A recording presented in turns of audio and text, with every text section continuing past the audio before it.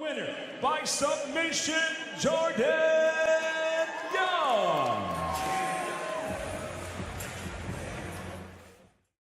All right, everybody, welcome back to the Fight House. We're here live with Jordan Young, one of the Bellator's top up-and-coming prospects. What's going on, Jordan? How you doing, buddy? Good, bro. How you doing? Thanks for having me on. Absolutely, man. Great fight this weekend, man. Good performance. How were you happy with it? How'd you feel about it?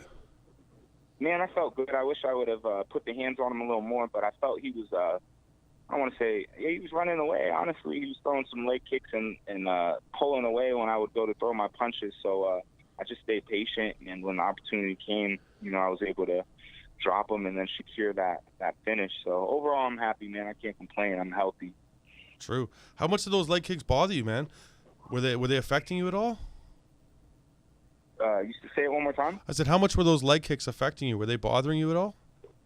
Not too much, man. That seems to be what a lot of these guys want to do with me. I'm tall, you know what I mean? I'm lanky, and it's easier for them to reach me with their legs than their arms. But those leg kicks do not bother me by any means. I'm basing into them. I'm letting them graze by and hit the knee.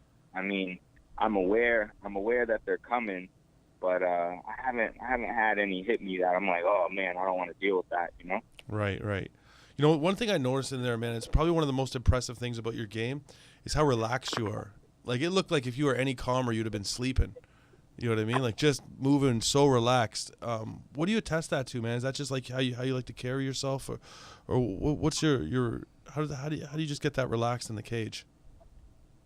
Yeah, man, honestly, I like going with it. It's not a tense situation for me. A fight is a high-stress environment for many. They can't think multiple moves ahead. They're stuck right there on one thought. They don't want this to happen, or, they're tense. Every time they go to punch, they tensen up. For me, this is what I do. You know what I mean? I love the human movement. I love to be smooth and efficient with what I'm doing. But also, I've been in the game since I was 15 years old, training with pros. Even at 15, I was 6'1", you know what I mean, over 200 pounds. So I've always been training with the top guys in my area, wherever I'm at a high level. So I just feel with that years of putting those rounds in the gym, it's not such a big thing to me, you know what I mean? Absolutely. You're training, speaking of your training, you're up at American Top Team there.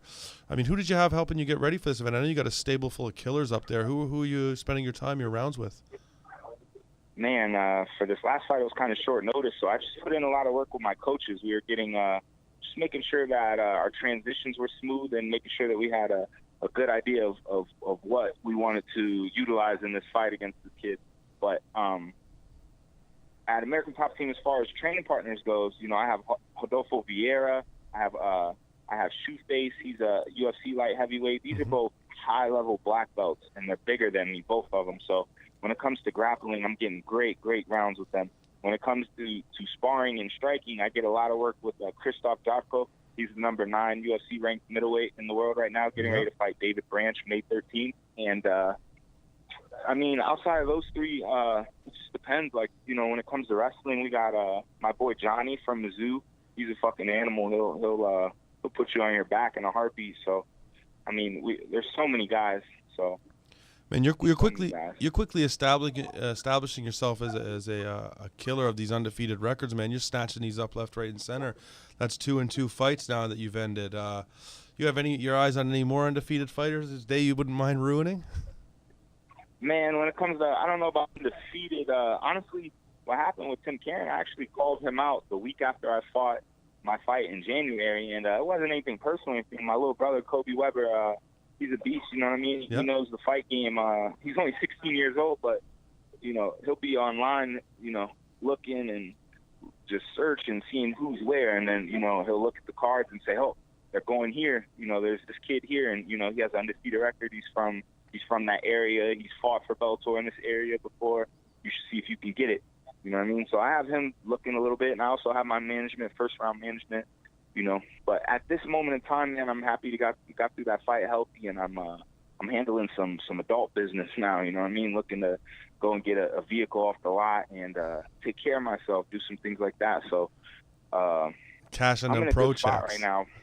Cashing them professional checks. Yeah, I hear you, man. What kind of car are you looking at? Yeah. What are you doing with yourself outside of the cage, man?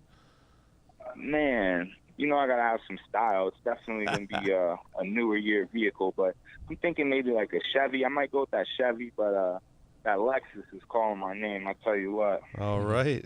How many more fights you want to get in this year, man? Man, honestly, so I signed a 4-fight contract with Bellator for a year and a half. The first 6 months I had to sit still. They didn't have anything for me, and I was patient. I worked hard with American Top Team 2-3 times a day, every day, and that's what's allowing me to be in such great shape now. But I got these 2 fights out of the way. I'd like to have a fight in August, and then I'd like to fight at the end of the year, and that would finish my contract out, and I would be in a great position to see what's out there for me. I mean, I'm honestly liking Bellator right now. I'd like to re-sign and continue to build my name. We'll see how they feel after these next couple performances. Well, it's got to feel good where you're sitting to know that you started there, because they seem to be closing the gap on the UFC, and they're doing it rapidly. Is it a comfortable feeling for you, like just knowing where you are and you're seeing how they're operating in the game and the moves that they're making? Yeah, for sure, man. They're making the right moves. You see more and more people from the UFC coming over, and honestly, something I like about Bellator, it's like a big family. It's not like I fought in the UFC to know how they operate, but when I went into Bellator, the first time it was kind of like they wanted to see what I had. Go in here and do your thing, kid, So I went, I did my thing. I outclassed the undefeated hometown fighter, 30-26 on the scorecard. And then the second time, though, all the employees, I don't want to call them small employees, but we're not talking about Coker or Rich, what I mean, the matchmaker, but all of my homies, Ian Matthews, Mike Johnson, everybody who runs everything behind the scenes, Miss Carey, they're all very sweet and very nice people, and I feel like I have a good relationship with these people, and that's always good for business, Absolutely. I also know that when we first talked, right before your first fight, you had a pretty clear path to what you wanted to do. You wanted to fight your fights, and then you wanted to move towards a title fight. You figured it within 2 years, I believe, is what you said to me. Are you still on path to that, or do you think it could happen more rapidly given your performances? Because the middleweight division is kind of wide open. I'm enjoying it right now. I'd like to see what they give me next. I would assume that my next fight's going to be a prelim fight, and I wish for the best. If I can get on Spike TV this next fight, that'd be great. But if they want to give me a prelim fight, I would love to get in there and off a full camp, make that 185 pounds. Because I had that little mishap. I missed by 1 pound my first fight at 185 in Bellator. I feel I waited. I let my body be dehydrated too many nights in a row before the final cut. And that was a mistake on my part, but I got it right. I made 195 without a problem. I'd like this next fight with a full camp at 185. And then that last fight of the contract, give me Chris Honeycutt on Spike TV. Nice. You're looking at... I've already said something to Chris Honeycutt, and he tweeted back at me, and he acts like he wants it. But this is a 5'10", oversized welterweight.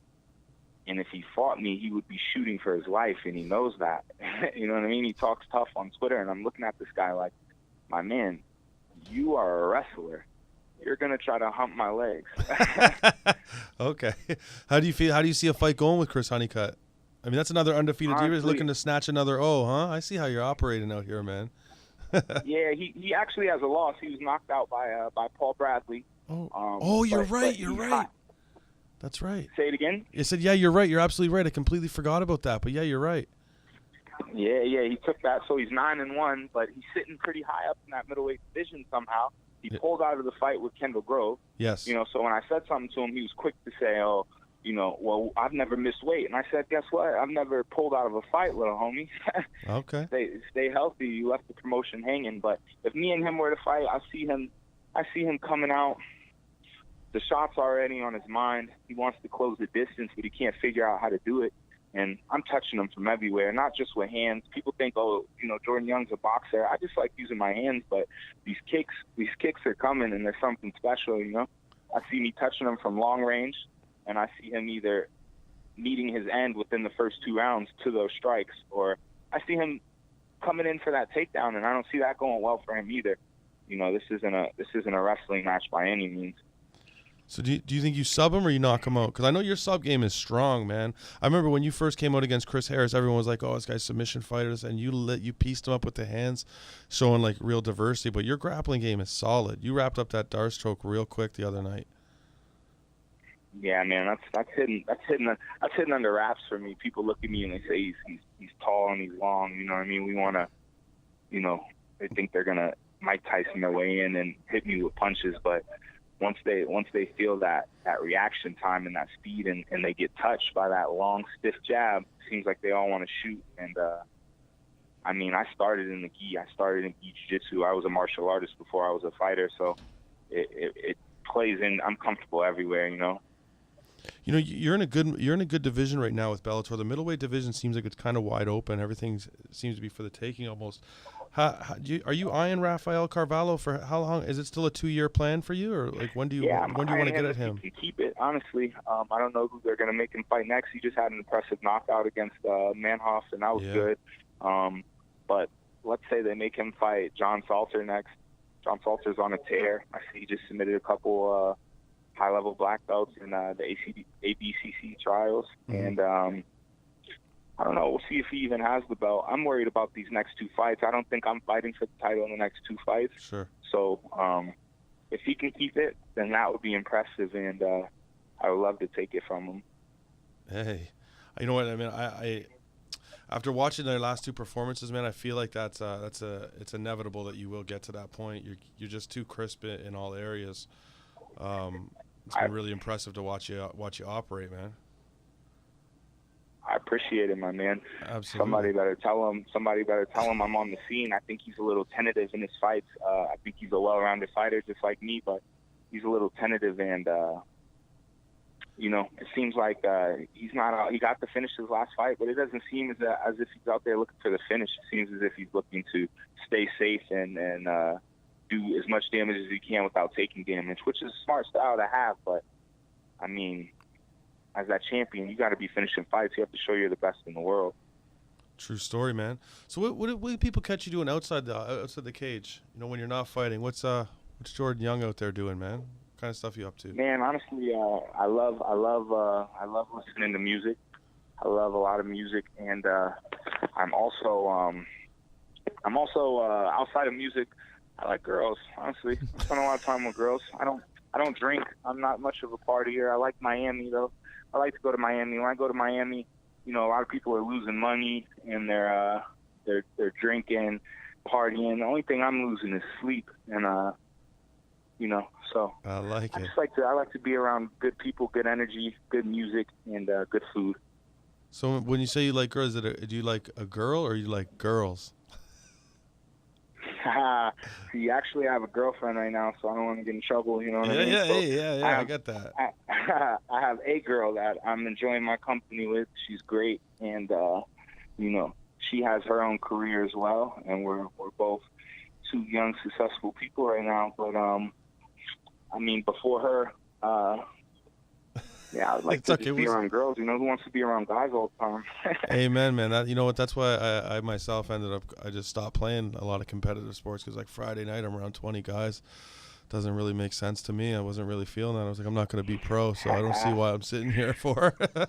You know, so I could definitely respect that, man. So, you like to go to Miami? What, like South Beach?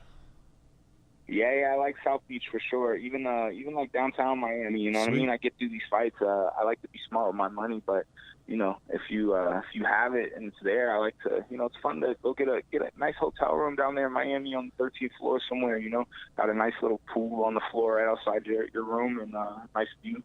Amen. And, you know, to that. take a girl, go on a sushi date. Go shoot some guns, do something fun, enjoy the weekend, and then it's right back to the grind, you know what I mean, on Monday. Absolutely. You know what, man? I just like to hear the fact that there's a 22-year-old young man in the game who's getting the kind of money where he could go out and buy himself a Lexus and enjoy his time in Miami, because the way the game is, and, you know, you're hearing all these people talking about money for fighters and things like that. It's nice to hear that, you know, you're out there, at least you're getting taken care of to the point where you could do that, you know? So that's nice to hear. Yeah, man, I'm thankful for it, and I tell you what, I can't lie to you. I'm a real person. I don't like to sit here and act like, you know, everything's all roses. No. Before this fight, I was in the mud, man. I got through that fight in January, and that set me right a little bit. But you know, then after that money ran out, and you know, there was a little bit there where I didn't have any money to my name, and my car broke down, and I'd be stuck up in the dorms. I stay in the dorms with American Top Team. They take care of me. Great facilities up there. It keeps you focused, but there'd be times where I would feel stuck a little bit. So it's a blessing for me to get through this fight. And after this fight, I don't want to say that I picked up a lot of attention because I've always had a lot of support from hometown sponsors. But it was like a reemergence, you know what I mean? Absolutely. Businesses started showing interest and new people started reaching out, and it's just a great time right now for me. Hey man, you know what? You really did. Like, I've even had people that I know who are just starting to get into Bellator because, like I said, you know, with the acquisition of a lot of these ex-UFC fighters or people just making the jump because they're happier with Bellator. And I had told them after your first fight, I was like, man, the kid's good. I said, the kid's real good. He's real smooth. And then now I got people saying to me, like, man, did you see Jordan Young? You see that he wrapped up that Darce choke? Like, he looked real good. So you're starting to catch the attention of people, man. Like, just even your casual fan, you know? People are realizing that you're a real young guy with a lot of talent. So I think a lot of people are starting to see that. You're going to make a splash. Yeah. No, for sure. Hello? Hey, brother. Yeah, hey, brother. I'm appreciating the interview. I'm in the tattoo shop right now. My guy, Buddha, he's going to get to work on me here at Ironheart Tattoo in Des Moines, Iowa. Sweet. You could throw that in there for me. This is one of my top sponsors and just an overall good guy. It's already in there, man. My man. So, all right, I'll let you go, man. This phone. What's up? I said, yeah, we'll let you go. We'll let you get to your tattoo, man. I seen the ink on your arm, too. It's looking right. My man, we're working. We're on to the right arm now. All right. Let's reach out. I'll shoot you a message, and we can follow up, brother. Sounds good, man. Enjoy the night. Take care, bro. All right, you as well. Later. All right, man. Take care.